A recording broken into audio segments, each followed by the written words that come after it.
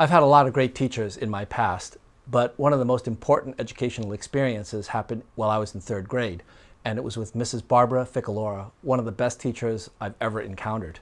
Now, at the time, I had real difficulty with mathematics. Unlike the prototypical Asian student, I was not a great student in math, and I didn't know it at the time, but I had a learning issue. I think it's called dyscalculia, the mathematical version of dyslexia, and was not diagnosed, but previously one of the teachers wrote a note to my mother saying, "We think your son might be mentally retarded and he needs some help."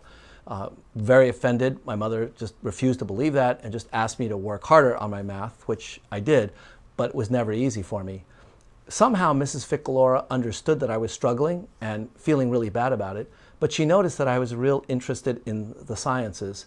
And so she encouraged that aspect of my education and got me to go to the library, take out all sorts of books. And then she did something I was totally blown away with. She appointed me class scientist. I didn't know that the position existed, and I certainly didn't apply for it, but she appointed me the class scientist, which meant that I had the privilege of presenting scientific experiments to the class once a week.